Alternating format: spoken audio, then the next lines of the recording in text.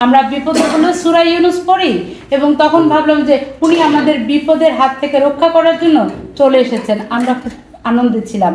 উনারা এসে আমাদেরকে দারিদ্র মুক্ত, ক্ষুধা মুক্ত, বৈষম্য মুক্ত একটা দেশের স্বপ্ন দেখালেন এবং আমরাও সব জনগণের মতো আনন্দে ছিলাম। কিন্তু ধীরে ধীরে আমরা কি দেখলাম?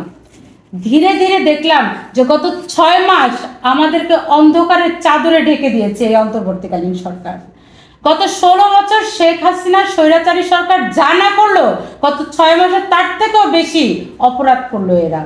অথচ বিবিসি বাংলাতে উনি কি বললেন, মাননীয় প্রধান উপদেষ্টা, উনি বললেন যে কোথাও কোনো অপরাধ বৃদ্ধি পায়নি। এত বড় মিথ্যা কথাটা উনার কাছ থেকে আমরা আশা করিনি।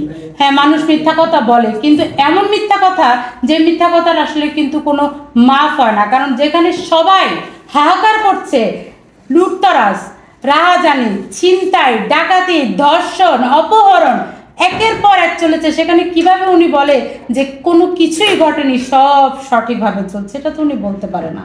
আর আরেকজন আছেন আমাদের মাননীয় স্বরাষ্ট্র উপদেষ্টা, তিনি রাত্রে 3টার সময় তামাশা করে।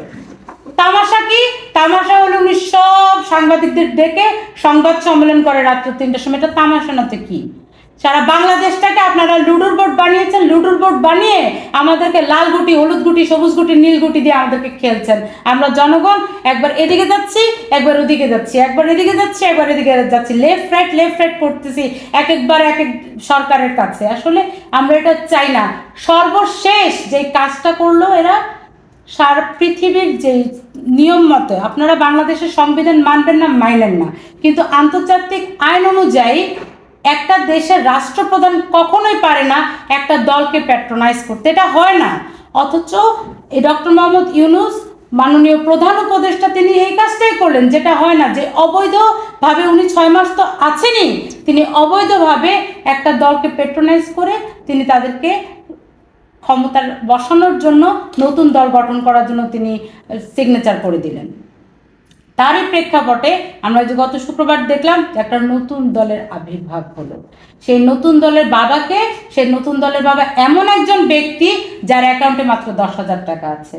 এই নাহিদ সাহেবকে কি কেউ প্রশ্ন করেছিল? কোনো সাংবাদিক ভাই বা দুদক কি তাকে তলব করেছিল যে তার ব্যাংকে কত টাকা আছে?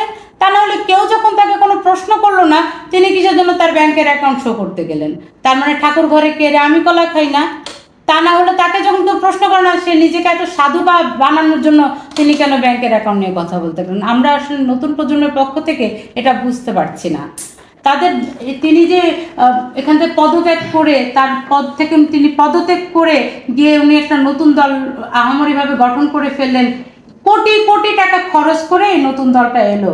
নতুন প্রজন্মের পক্ষ থেকে জানতে চাইবো, 10,000 টাকা যার ব্যাংকে অ্যাকাউন্ট, সে কোটি কোটি টাকা কোথায় পেল?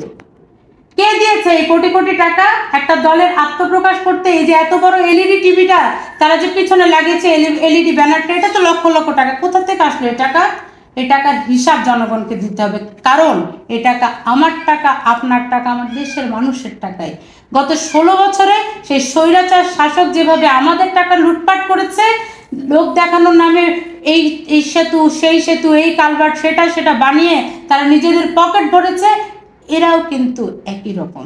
তা না হলে কোটি কোটি টাকা খরচ করে এরা কিসের জন্য দলের আত্মপ্রকাশ করলো?